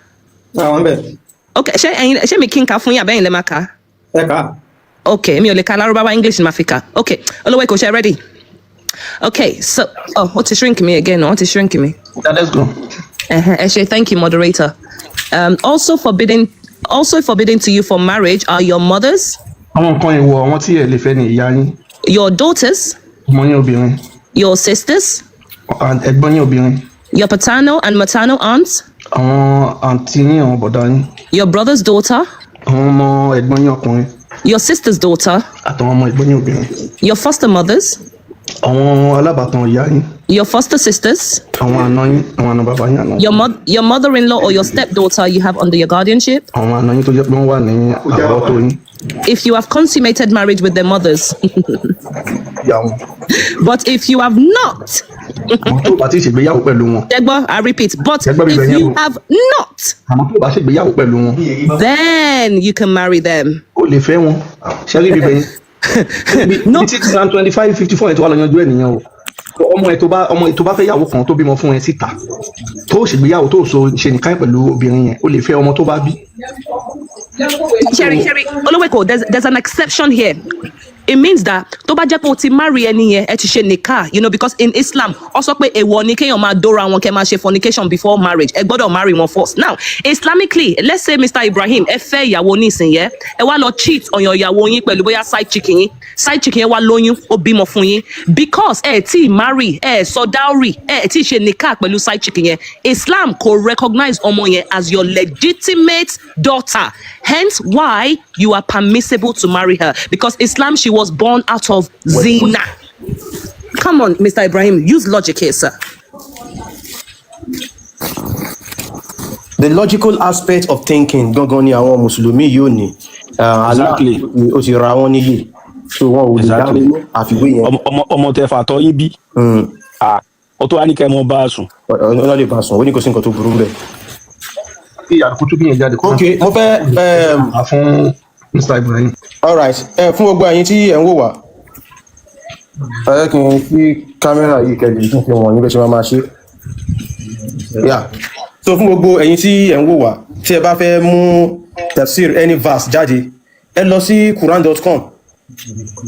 Qur'an.com ni mo fi bóyá everybody ń rí mi. Qur'an.com ẹ má yẹ kí àfa àwọn kan parọ́ fún yín. This is Qur'an.com. Now Quran tá à ń ká yòó ni Quran chapter 25 verse 54. Yes, Quran chapter 25 verse 54. Mr. Salako. So àtúntà láti fi àwọn nǹkan yìí náà a máa fi wọn everybody. This Quran chapter 25 verse 54 tí a kà tán sìn tí ó ṣàlàyé ìbátan àti ìgbéyàwó. So tẹ bá fẹ́ tafsir àyà yìí ẹ wo ibi tó wà lókè tó dàbí ìwé yìí. Ṣáwọn èèyàn rí ṣá ibi tó dàbí ìwé yìí ibẹ̀ lẹ máa click. Gbé fún yẹn dúró dáadáa ms. Kí n gbé báyìí kọ́. Ẹgbẹ́ dúró ni. Ok, ẹ kì í ṣe báyìí. Máa wá sún fún ẹ máa sún mọ́ fóun. Ok, so ibi tó dàbí ìwé yìí any Quran verse tẹ bá fẹ́ kà ibi tó dàbí ìwé yìí òun lẹ máa click òun ni tafsir ẹ rí bó ti gbé tafsir yẹn wá. Now ibi ẹ lè tó wá pé English lẹ fẹ́ English nìyẹn tẹ bá wò sàlẹ̀ sìn this is the English tafsir fún Ibn Kathir ẹ ti rí àwọn tafsir tẹ bá fọwọ́ sùn báyìí this is Marif al-Quran tafsir kan tún nìyẹn eléyìí náà tazkirul Quran tafsir náà ni but tẹ bá fẹ́ rí confam nípa àwọn kìíní ẹ lọ sí Arabic ẹ ra wá sí ibi English yìí Arabic yìí lókè Arabiya tafsir ẹ ti rí pé àwọn tafsir yìí Arabic ni ẹ wá sí tafsir because ẹ bá mú English ẹ ní rí so tafsir kutubi so a ti wà ní kutubi yẹn sìn this is Arabic tafsir now nǹkan tẹ́ bá wá ṣe ń sìn ẹ̀yin ò gbọ́ Arabic so Arabic yẹn ni àwọn àfáà yẹn fi ń parọ́ fún yín ẹ má dààmúra yín ẹ copy Arabic yìí ẹ ti rí mi ẹ copy ẹ copy so mo ti copy Arabic yẹn sìn ẹ lọ sí ChatGPT ẹ má stress ara yín gbogbo ẹ ti dẹ̀rọ̀ èèyàn ẹ má jẹ́ káwọn àfáà kankan parọ́ fún yín irọ́ ni gbogbo ẹ tẹ́ bá ti wá sí ChatGPT òun bọ̀. Wọ́n máa download ChatGPT yẹn ni o. Ẹ lè download ẹ lọ wúrí Google òun níbí òun mo ti mú yìí so ẹ kàn tẹ́ síbẹ̀ help me translate the following to English ẹ tẹ̀ síbẹ̀ báyìí ẹ send ẹ ó máa ní okay ó ní kẹ́ send nǹkan tẹ́ fẹ́ translate ẹ jẹ́ ṣe kí ni ẹ paste àwọn Arabic yẹn ni ẹ dà síbẹ̀ now ó ti ń translate ẹ fún wa báyìí so second point ibi tá ń bọ̀ ni ẹ ti rí mo fi pé everybody lórí kò sí pé bóyá à ń parọ́ ẹ má jẹ́ kí èèyàn ọkọ̀ parọ́ fún yín ẹ wá jẹ́ kí àkà. ọwọ́ ìfòyẹ ká jẹ́ kàkà fún gbogbo ọmọ akọ́gbọ̀ so ó yẹ já lọ. Okay, so only pé second point he's saying by lineage and marriage. wọ́n sọ nípa ìbátan àti ìgbéyàwó. Both lineage and marriage ties. wọ́n sọ nípa okùn ìgbéyàwó àti ìbátan. Are terms that encompass all forms of kinship between human beings. wọ́n sọ ìyẹn ìyíká nípa ènìyàn ẹ máa gbọ́ o. Ibn al-Arabi said. arákùnrin kan tó ń jẹ́ Ibn al-Arabi ó ń ṣàlàyé ẹ̀ pé. Lineage refers to the lawful mixing of fluid between man and woman through marriage. wọ́n sọ ìbátan ìyẹn tó dẹ̀ pé ó tọ́nà nípa ọkùnrin àti obìnrin tó ṣe ìbálòpọ̀ ìyẹn àtọ̀ tó ṣàdàpọ̀.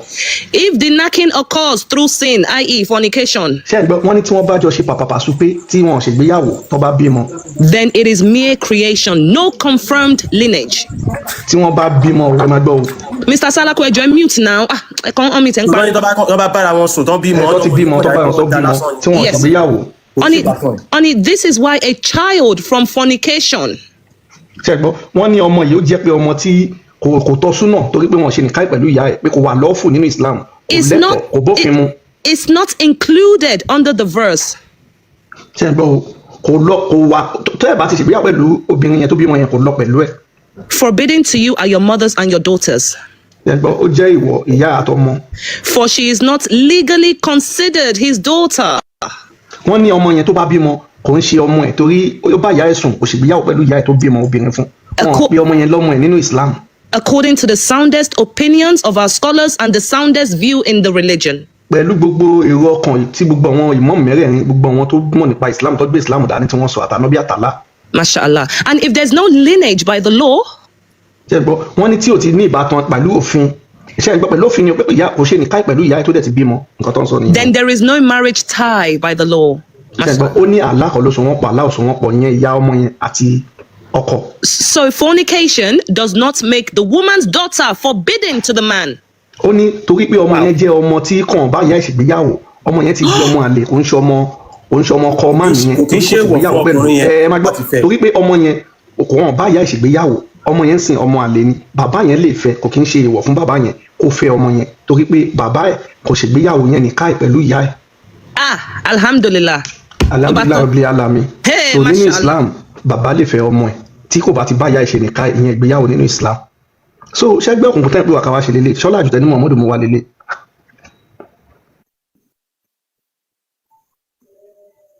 So ṣe bẹ́ẹ̀ ni ẹ wà níbẹ̀ Mr. Ibrahim ẹ sọ̀rọ̀.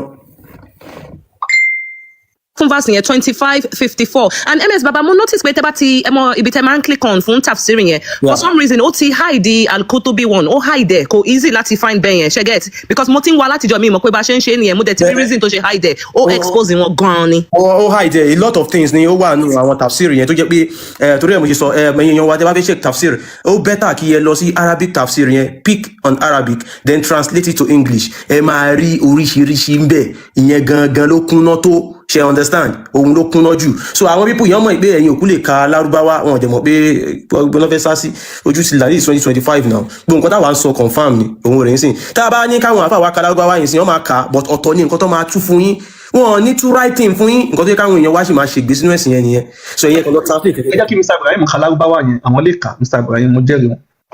ìjọba ẹ̀yìn tí ó lè ka fatia Mr. Ibrahim yóò mọ fatia náà. kàṣẹ mọ́ lè kà. Yes, sir.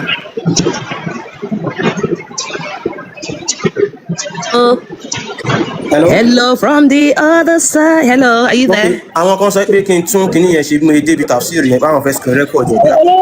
MS bàbá mi náà ti fẹ́ ní kẹ́ ẹ tún ṣe kí n sáré screen record ẹ̀ kí n lè post ẹ̀ sí page mi. Okay, if that should be the case, ó yá ẹ lè bẹ̀rẹ̀ screen record ní báyìí. Ẹ jẹ́ Mr. Adi ẹ jẹ́ bá mute.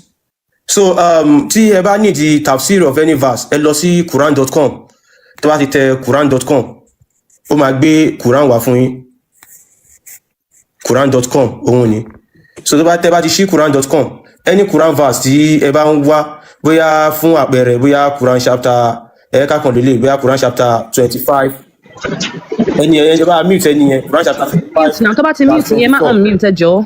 So Quran chapter 25 verse 54 fún àpẹẹrẹ so tẹ́ bá ti dé verse 10 lọ ẹ máa rí kíní kan tó dàbí ìwé ohun lélẹ́yìí so ohun tẹ́ bá tẹ̀lé ẹ fẹ́ play ẹ̀ lélẹ́yìí tẹ́ bá kíní tó dàbí ìwé yìí ohun ni tafsir tó dàbí ìwé tẹ́ bá ti click ẹ̀ báyìí ó máa gbé tafsir yẹn wá so tó bá yẹ pé English lẹ́fẹ́ Arabiya lélẹ́yìí wá nsìn tó bá yẹ pé English lẹ́fẹ́ ẹ pick English tó bá yẹ pé Arabic lẹ́fẹ́ ẹ pick Arabic ẹni èdè tẹ́ bá fẹ́ òun ló wà ń bẹ̀ yìí Arabic lele so àwọn tafsir Jalalain ni tafsir Tanwir tafsir lele tafsir al-Kutubi ni tafsir Ibn Kathir ni tafsir al-Wasit ni tafsir al-Bagawi ni ẹ rí báwọn tafsir yẹn pọ̀ tafsir at-Tabari ni tafsir al-Sadi ni tafsir al-Muyassar ni so ẹ go through àwọn tafsir yẹn òun ni àwọn nǹkan táwọn scholars wọ́n sọ nípa àyà yẹn òun ló wà ń bẹ̀ ẹ má gbọ́ nǹkan táwọn àfáà sọ nǹkan tó wà nínú tafsir gangan gbogbo àwọn tẹ́rí tó ń pààyàn nítorí Allah nǹkan tó wà nínú Quran ẹ wọ ọbẹ̀ àwọn èèyàn wọn fẹ́ wò. so tẹ́ bá ti wọ ọbẹ̀ báyìí for example tẹ́ bá wo tafsir al-Kutubi òun ni mo mú yìí sìn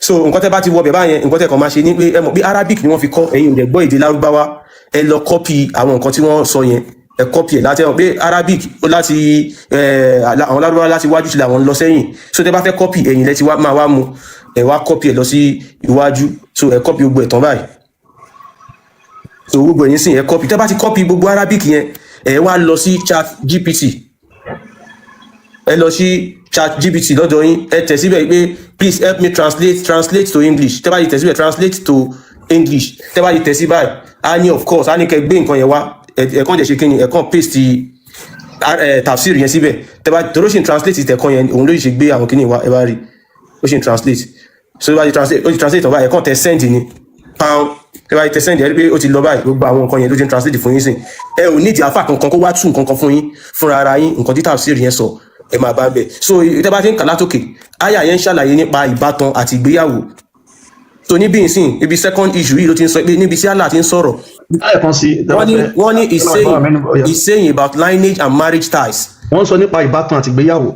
Only both words include every form of kinship between human beings. Gbogbo ọ̀rọ̀ méjì sọ nípa ìbátan ọmọ ènìyàn. Ibn al-Arabi said, Ibn al-Arabi ó wí pé lineage refers to the lawful mixing of fluid between male and female through marriage. Ìbátan nípa àtọ̀ tó dàpọ̀ ọkùnrin àti obìnrin. Through marriage. Nípa ìgbéyàwó. If this mixing happened through sin, ìbálòpọ̀ ìbádàpọ̀ nípa ti ẹ̀ṣẹ̀ láì ṣe ìka ìgbéyàwó, then it is only creation in a general sense and not confirmed lineage. Wọ́n ní ó jẹ́ pé gbogbo nǹkan tó ṣe yẹn kò tọ́ sí, kò ń ṣe ìbátan ẹ̀ gangan mọ́. Ọmọ tó bá fi bí láì ṣe nìka yìí kò sí nípa òun ṣe fọ́mọ bàbá yẹn mọ́ tó ń ṣe pẹ̀lú ìyá. For this reason, ó ní fún the daughter from fornication is not included under Allah's word. Ó ní nípa ti ọmọ tí wọ́n bá bí láì ṣe ìgbéyàwó, Allah ò dá ọmọ yẹn pọ̀ mọ́ ọmọ bàbá yẹn o. So Allah's word saying forbidden to you are your mothers and your daughters. Ó ní èyí tó jẹ́ èèwọ̀ fún ẹ bàbá àti ọmọ, ìyá àtọmọ. So ó wá sọ ó ń ṣàlàyé pé ọmọ tí Allah ń dárúkọ ń bẹ yẹn, ọmọ tẹ́ bá lọ bí true ṣìnà, ọmọ yẹn ò sí ń bẹ o, àlàyé ẹ nìyẹn. Ọmọ tẹ́ bá bí ìgbéyàwó ẹsẹ yẹ ká tẹ̀síwájú. Ìyẹn lọmọ ẹ, ọmọ tẹ́ bá bí tó ṣègbéyàwó ọmọ ẹ nìyẹn. Ó ní because she is not considered his daughter according to the soundest view of our scholars and the strongest view in religion. Ó ní torí pé ọmọ yẹn wọn ṣègbéyàwó pẹ̀lú ìyá wọn ṣe nìka, ọmọ yẹn ò ṣọmọ bàbá yẹn, gbogbo àwọn ìmọ̀ mẹ́rẹ̀ẹ̀rin ló panupọ̀, Allah Muhammadu gbogbo àwọn ọ̀gá wọn panupọ̀ lọ sọ bẹ́ẹ̀. If there is no lineage by law, ó ní tí ò bá ti ní ìbátan pẹ̀lú ti òfin, then there is no marriage tie by law. Ó ní pé kò sí ọ̀rọ̀ pé ó nípa ìgbéyàwó nípa òfin náà. Thus, fornication does not make the daughter of the woman forbidden to the man. Ó ní torí pé wọ́n bí ọmọ yẹn nípa àgbèrè, ìyẹn ṣìnà lédè Islam, ṣìnà àgbèrè lédè wa, ó lọ́mọ yẹn kò kì í ṣe ìwọ̀ fún bàbá ẹ̀ láti fẹ́ ẹ wo nǹkan tẹ́ fẹ́ gbé wá sílẹ̀ Yorùbá, ẹ ti jẹ́ tán o. It's as simple as that. Àwọn sọ fún yín ẹ ti jẹ́ tán, gbogbo oṣù ńlá máa tún désàlẹ̀ kòkò, ẹ ti jẹ́ tán. Allah, this is the gift for all humanity. Share the gift. Kò síbi tí Qur'an ti sọ tẹ́ǹsọ̀ yìí. And it is a very obvious lie. Ẹ wá lọ mú tafsiri wá ọ̀rọ̀ ẹnìkan tó jẹ́ wípé bóyá wà ní presidential. Ẹ̀ka lágbáwá ẹ̀ ti sí. Mr. Adé ẹ̀ka alẹ́. Ẹ̀ka alẹ́ Mr. Adé. Olówó Èkó ẹ mọ nǹkan tó ń ṣẹlẹ̀, àwọn òyìnbó máa pe kí ní shock, information yẹn shock nervous system wọn ni. Hello, hello, MSN yẹn gbé Arabic yẹn wá, Mr. Okay, actually it's good to share some kind of insight to what you guys have been discussing earlier on. And literally, did you guys know about what you're only talking about religion? Because okay, me sure pé ẹni ìmọ̀ tó pé àtàgbọ́yé tó ṣàkóso yẹn. So àgbọ̀ nǹkan tẹ̀sán dáadáa. Okay, ẹbí ìwádìí máa ti wà síbi. Báyìí kọ́. Then do earpiece. We are good to go. Then do earpiece ni Mr. Ade. Adé máa ṣe mọ̀ náà kọ̀ ẹ̀kẹ́ mo béèrè mọ́. Adé máa ṣe eré gélé, Adé ń gun kẹ̀kẹ́. Wọ́n ti gun kẹ̀kẹ́ débi. Ẹ lo earpiece, ṣáà yọ earpiece yín tẹ́ bá máa sọ̀rọ̀. Ṣé ẹ gbọ́ mi báyìí? A ti ń gbọ́ yín báyìí. Okay. Now, Echo, no, you just sit around the table, then you start analyzing what you don't even have any knowledge for compile. And to say it all, Mr. Ade sọ pé I don't need to start dragging. It's just that I need to let you guys do something. I just told you to your earpiece, so possible to make more so. I'm going to connect earbud. Tẹ́ bá ti connect earpiece yín kẹ́ ṣí mic ẹ lè má sọ̀rọ̀ láì ṣe rédíò asọ̀rọ̀ má gbèsè Pé kò tó bá bá ti sọ lo pé earpiece yín a máa dá ní yín lóhùn knowledge then àwọn ọmọ educate wa ọkọ tó lọ. òun náà Ṣé ni get? ẹ bá ti lo earpiece yín kẹ ṣí máìkì yín ẹ sọ nǹkan tá à ní mọ̀ fún Hello sir. ẹ lọ à ń gbọ́ yẹn kalẹ̀ Ẹ kalẹ̀ o, ẹ kú iṣẹ́ náà, Ọlọ́run á ràn yín lọ́wọ́. àṣẹ Mr. Adé tẹ bá ti lo earpiece yín kẹ ṣí máìkì. So nǹkan kékeré lèmi fẹ́ contribute sínú ọ̀rọ̀ yìí. Ṣé ẹ mọ̀ pé Abeg, I wan push that 206. You go help me start am. Mr. Adé ṣe ti lo earpiece yín Mr. Adé. Drop one because on drive I risk life one because and drive and low phone and she gbogbo ẹ̀ is so distracting. Safety first. We care about your safety first. Ẹ jọ̀ọ́ bóyá tẹ́ bá ti settle down ẹ lè padà wá. Ṣé get? Ṣeré gélé. Hello sir. Hello. À ń gbọ́ yín ẹgbọ́n sókè. Mo kàn fẹ́ kí yín pé ẹ kú iṣẹ́ náà, Elédùmarè á máa ràn yín ṣe. Gbogbo dáadáa orílẹ̀-èdè wa tẹ̀ ń wá, Ọlọ́run á jẹ́ kí gbogbo wa náà rí dáadáa. Tí dáadáa yẹn bá dé, ọ̀n ní fi yàtọ̀ àwọn ọmọ yín ṣàwátì. Nǹkan tí mo kàn fẹ́ sọ lórí ọ̀rọ̀ yìí tó mo ti máa ń follow program, nǹkan tí mo kàn fẹ́ sọ lórí ọ̀rọ̀ yìí ni pé ẹ mọ̀ pé kò easy kí èèyàn fẹ́ wo rere 30 years sàn. Ọ̀nà tí nǹkan step by step ni àkọ́kọ́ gba abẹ́rẹ́ àdìpọ̀ máa bọ́ sí stage ogun àdìpọ̀ máa bọ́ sí stage counseling. So wípé èèyàn wá níjọ́ kan yẹn ẹni tó ti ya wèrè for good 40 years tẹ fẹ́ wòsàn láàrin ọjọ́ kan ẹ máa ṣiṣẹ́ gan-an ẹ máa ṣiṣẹ́ gan-an tẹ bá lọ sí àwọn psychiatric hospital yẹn ẹ̀rí nǹkan tí wèrè ń ṣe fáwọn doctor ẹ̀yin náà rí ra ibi doctor tó fẹ́ tọ́jú àwọn aláàrùn ọpọlọ. Ṣé nǹkan tí mo sọ yẹ yín nítorí gbogbo nǹkan táwọn pípọ̀ yìí sọ bí gẹ́gẹ́ bí aláàrùn ọpọlọ ni wọ́n sọ̀rọ̀ fún yín ẹ̀yin ò lẹ́rìí ẹjọ́ atótónu lẹ́fẹ́ máa ṣe àwọn èèyàn fún yín lẹ́rìí mo rò bí òótọ́ lèèyàn fi ń dìbọn kì í tọ́. Ok, ẹ ti sọ pé àwọn tó ń sọ tó ń ṣètò yìí ọ̀n ba ẹ̀sìn yín jẹ́ ni ọ̀n ṣe àwọn èèyàn lọ́nà ok ẹ̀yin tọ́ wa sọ́nà pẹ̀lú ẹ̀rí yín ẹ má wàá so ìwà àtàwọn èèyàn wù látẹ̀yìn tẹ́ fi gbé wa débi tá a gbé ẹ̀yin náà máa tún máa ṣe ibi yóò ń ṣe àgbàlá wá sí ṣé wọn ni mo sọ yìí tẹ́ bá sì kẹ́ ẹ máa ṣe sùúrù fún bí wọ́n ṣe wà mo rí pé ètò ní ọpọlọ ó máa ń dùn mí tí n bá ń rí educated illiterate mo rí pé most of àwọn tó ń wá sí orí ètò yìí educated illiterate ni wọ́n nítorí báwo ni ó ṣe máa fẹ́ bá ọmọ ẹgbẹ́ sọ̀rọ̀ téèyàn fún ẹlẹ́rìí tí wọ́n máa sọ pé kò rí bẹ́ẹ̀ o straight yes or no yes but nǹkan tó ṣe sọ́ọ̀rì no nǹkan tó ṣe sọ́kọ̀rì báwo ni gbogbo wọn ṣe clear pass ní school tán fi dé ibi tán dé ní ayé ṣe ti rí pé ẹ̀sìn yẹn ó ti jẹ́ mọ́ ní ọpọlọ èyí tó jẹ́ original nínú ọpọlọ yẹn ó ti gbé kúrò ó ti fi kòròfo síbẹ̀ because kíní ó wà glaring and kò ń ṣe nǹkan tó rújú rárá tẹ́ bá ń bá wọn sọ bí ló máa sọ ẹ wọ́n Mr. Ibrahim tó dúró yìí kí là ń bá wọn sọ as youth as you are kó ọ̀rọ̀ yóò lójú ṣe ok kíni òwe kò ń ṣe bẹ́ẹ̀ ó yà kà nígbà ìwọ ló tún sọ pé kán gbé kíní kan 25-24 fún ẹ wọ́n kà wọ́n tún ka ètò ìṣe ìfàlẹ̀ ṣé bẹ́ẹ̀ ló tún ṣe lábẹ́ bẹ́ẹ̀ rọ̀ ó ní no you are just spoiling this thing ṣe àti pé ẹni yẹn ò wọ́n bá bí wọ́n pé 2+2 èèyàn sọ fún ẹ pé obìnrin ní 2+2 èèyàn sọ fún ẹ pé 4 ni ok wọ́n á sọ pé kò ń ṣe 4 8 ni bẹ́ẹ̀ prove ẹ bó ṣe jẹ́ 8 kò sọ pé no ìwọ ò lè prove ẹ ó kàn ṣáà jẹ́ 8 ni ṣe àti pé kíní yẹn ẹ máa níṣẹ́ láti ṣe o because kéèyàn tó wo wèrè sàn wèrè 40 years 20 years 30 years ẹlòmíì ti ya wèrè látijọ́ tó ti bí ètò àtijọ́ tó ti bí lọ́dún bí sínú àgbàlá wèrè problem. tó pípẹ́ mi ní ìsìn mùsùlùmí ní kó tipẹ́tipẹ́ lèmi ò tẹ̀ tí ń bá wọn ṣe ẹ̀sìn yẹn torí èmi ò fẹ́ nǹkan tó bá ti ń le ju ẹ̀mí mi lọ pé tipátipá anything tipátipá mi ò ń ṣe láyé mi if you want to preach your God to me preach it with peace and let me see the positive side of it.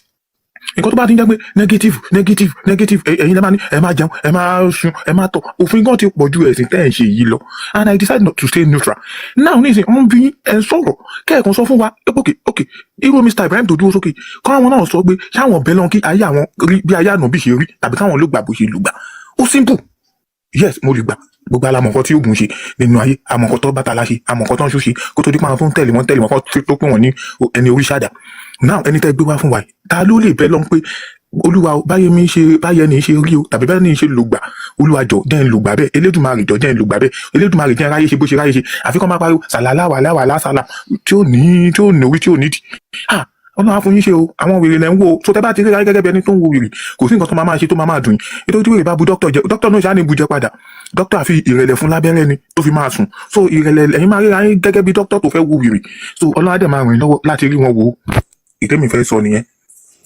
Ìkọ̀ brọ́dà wa ms ẹ̀rọ àkẹjà gbọ́ ohun tí ìmáàmù Ọ̀fà sọ tẹ́ bá dẹ̀ rí ìmáàmù Ọ̀fà yẹn ẹ máa gbọ́ nǹkan tó sọ sí wọn ibi tó dẹ̀ ti ń sọ̀rọ̀ àwọn lawyers àwọn doctor àwọn police officer àwọn tó kàwé àwọn ọmọ Yorùbá tó ti travel wọn wà ń bẹ̀ ms ṣe wá bí àbí. ó yá mo ẹ pí ẹ lọ́dọ̀ yín mi ò ní second phone dání sí. ẹ sẹ́ǹdì sí mi. mo ṣe ó wà lọ́dọ̀ yín. so ẹ jẹ́ ká gbọ́ nǹkan tí Mr. Ibrahim yìí fẹ́ kà bí wọn kà bọ́ yẹn sọ. tí Mr. Adé bá wà ń bẹ ẹbẹ̀rẹ̀ tọ́ba sí ń bẹ̀ kẹ́lẹ́ rí wọn kà bá. mi ò rí nǹkan tẹ́ sẹ́ǹdì o. Send it to you.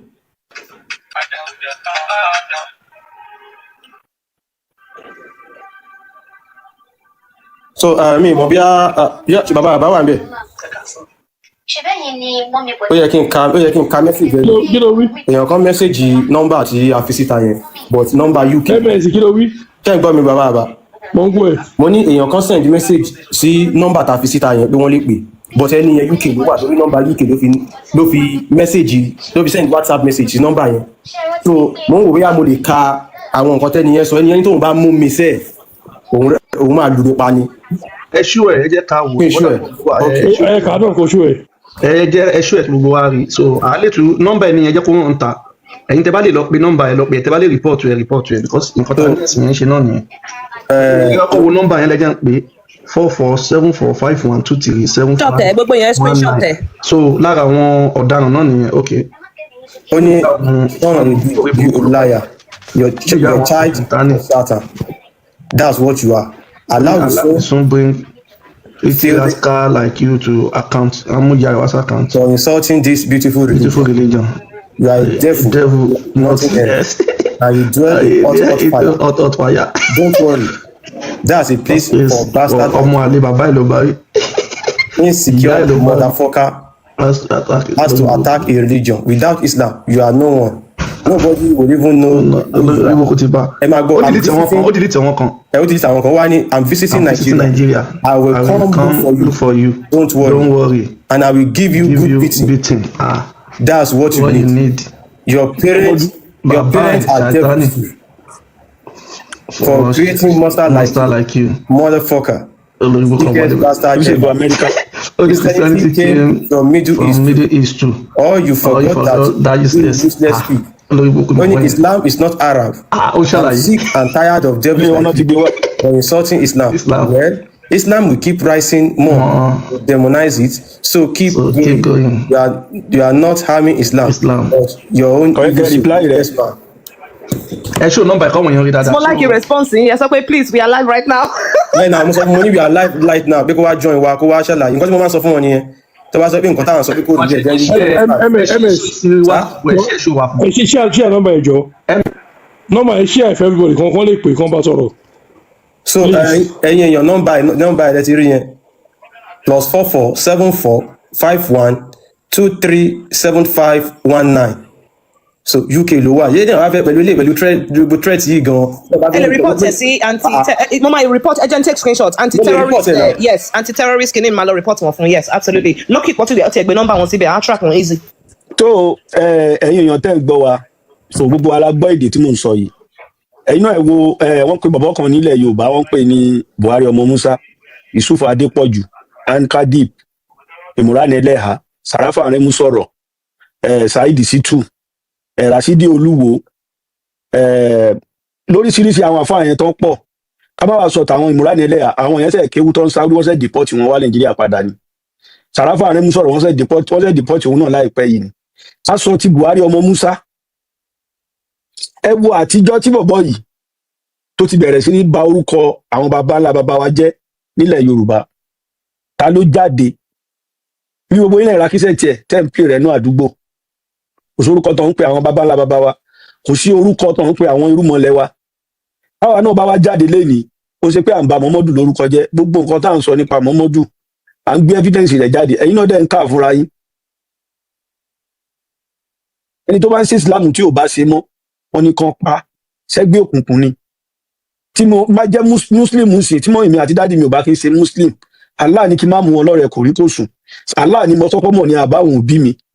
àwọn atótóro tẹ́ ẹ̀ ń sọ látàárọ̀ láàrin fi ti bí abíkè bú àbí whatever sí ṣẹ́rí before kẹ́ tó lè máa criticize ẹ̀sìn kan irrespective bóyá ẹni mọ̀ ń pa ẹ̀ àbẹ́ ẹni mọ̀ ń pa ẹ̀ ẹni láti make findings and your research then you analyze if it is a critical point before you can say okay these people they come to enslave us or not because the bone of contention and the reason why you created this platform or probably this live is just to what criticize the Islamic self-thinking ọgbẹ́ ẹ̀sìn kan wá láti fi wá ba ẹ̀sìn bàbá wa jẹ́ láti wá gbá àṣà ilẹ̀ Yorùbá ga láti wá bẹ́ àṣà Yorùbá láti gbé wálẹ̀ which is very very very far from the truth So ẹ lè máa analyse gbogbo pé Ànábì Muhammad ó fọmọ kékeré kan so. One thing you don't know about this religion is that if you are talking from the scripture, they are what? They are Oslo, they are Adab, and they are narrations that talk about it. And this has to do with the creator, the universe, and you want to bring it down to your own layman thinking. I think you're wrong. That is just the problem. You are wrong. So, Mogbatia Baba, or what did he call himself? So something fornication whatsoever. Could you imagine? One point for fornication. Now, if you want to ask me, be like, she don't want Yahweh me, or one day they do not forbid it to get married to the daughter. Let me tell you, let us elaborate. Fornication itself. Kini equality religion tell you clamor for kilo fornication, if I may know. Because if you are not a Christian, you are not Mr. D. Mr. D. No, No, any sort of Mr. D. Shawambe. Anyone there? So ẹ jẹ́ ká bá yín gbé kínní yẹn sí kẹ́ẹ̀ka àgbẹ̀ ẹ̀fẹ́ ṣàlàyé fún ọmọ ní àná. Èmi ti rí mo ti rí. No, ẹ má ṣe ọ̀nà MS ẹ bá wa gbé sẹ́yìn kí Mr. Adé kà fún wa. Mo lè complain fún wa, I don't get you. Mo lè má lè wo fídíò pé mo ní mo wà níbi iṣẹ́. Like ṣé bá ní máa start video like I just need to talk. Ẹ máa gbọ́ MS ẹ jẹ́ kẹ̀ka ẹ máa gbọ́ ẹ̀ka fún wa. Ẹ̀yin wá ṣàlàyé fún wa. Ẹ máa gbọ́ Mr. Adé àwa ti gbọ́ pé ní knowledge nípa Islam ẹ̀yin tẹ ní knowledge ẹ ṣàlàyé fún wa MS ẹ bá wa gbé sí. Ẹ jẹ́ kọ́ kà kí n máa. No, ẹ̀yin ní kẹ̀ka ẹ̀yin ní kẹ̀ka. Má kà because ẹ̀yin lè dispute ẹ̀yin lè má kà Mr. Ade. Okay, màá bá yín kà. Ṣé kàkà ara máa tún fún mi díẹ̀ díẹ̀? And if you are reading it from which source, because one thing you don't about Islam, mo kọ ẹ máa kà fún yín. Ẹni sùúrù ẹ máa kà. Mo kàn fẹ́ jẹ́ kó yẹ yín pé if you are talking about any sùúrù ẹ máa kà, say understand I will give response. If you are talking about Islam, what you don't know about Islam is that we have set of Shia, and those you don't know because there are some kind of propaganda and what you have. This is Sunni Islam, Orthodox Islam. Let me ask you what is. Emma Funwale, excuse Mr. Ade. Emma Funwale, excuse. What is Emma Sunnis are the people that follow Rasulullah and follow the Sunnah of the Prophet sallallahu alaihi wasallam. Mr. Ade, you're acting nervous. You're acting nervous. You're very. And shake the away. Calm down. Calm down. You're acting nervous. Calm down.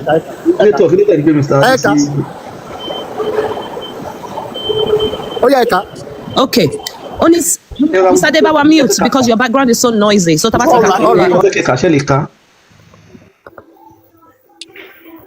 or Tikuro nínú app. Ẹ padà wá, okay, má sọ pé ẹ gbọ́, I need to see you in the app. And nervous and shake be away. Hey. Oh yeah. Okay, I'm with you. Okay. Ebawa mute, Ejo, because background is noisy while I'm reading. Ejo mute one. Okay, mashallah. Now, only the second issue, he's saying lineage and marriage ties. Both words include every form of kinship between human beings. Ibn al-Arabi said, lineage refers to the lawful mixing of fluid between male and female through marriage.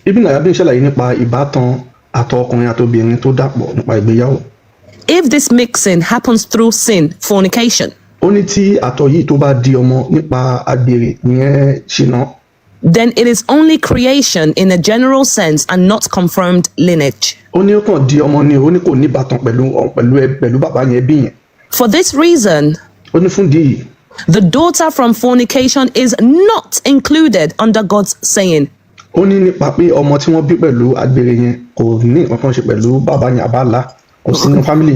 Forbidden to you are your mothers and your daughters.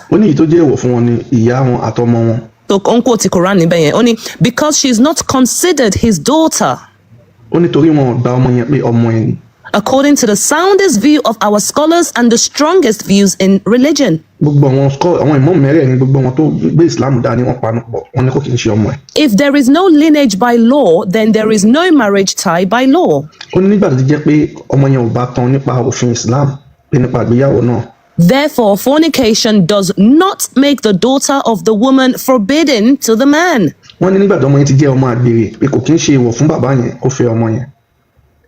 Mother forbidden to him, so he can sleep with both. So,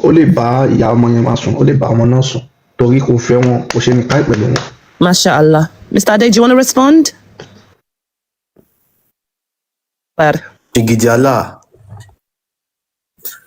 Yeah, Mr. Ade, yeah, accept. Mike yẹn tán Mike. Say by Alkoto. All right. Okay.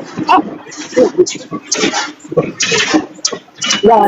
ṣiṣẹ́ ẹjọ́ òun lẹ̀ kì í ṣiṣẹ́ Wọ́n kọ̀ ẹ máa bẹ́ẹ̀ ní ráyè tí mo sọ pé mo wà á di sẹ́ẹ̀ náà. ọjọ́ òun lẹ̀ kì í ṣiṣẹ́ ẹ máa ṣiṣẹ́ ní Friday. I'm working, so somebody will reach out, then the man will come at you online. So, ní time láti bá wa sọ̀rọ̀ náà. Fún yín o, so make sure pé o ti register sí brain yín o, à ní túnká o. Ọjà máa bèrè fún mi ní. I'm moving this 2 minutes, I will respond to everything. Ẹni lọ sí lọ́ọ̀dì ẹni lọ lọ́ọ̀dì. tí Mr. Adé tó ṣe tán Mr. Peter lè gbóhùn sókè tẹ́ bá wà ń bẹ̀. ọmọ sídòwú ni yá àbálàbá ẹ kalẹ́ o. wọ́n ń bẹ̀ ó dà pé wọ́n sí ń bẹ̀ mọ́tò ẹ lè drop wọn. Bẹ́ẹ̀ ni sọ̀rọ̀ báyìí. Okay now. Iṣẹ́ ìpẹ́tẹ́ ìtàjáde lórí Qur'an wọ́n explain bí wọ́n ṣe jẹ́ lẹ́tọ̀ọ́ sí rẹ̀. Báyìí gbọ́dọ̀. Ká mute ẹjọ́, a ti gbọ́. Òun náà ni mò ń sọ̀rọ̀ nígbà, àbí ṣé kí n má ti sọ̀rọ̀ ni? I mean, the background noise into so much distraction. I think you should come on a day when you are more focused, to be honest.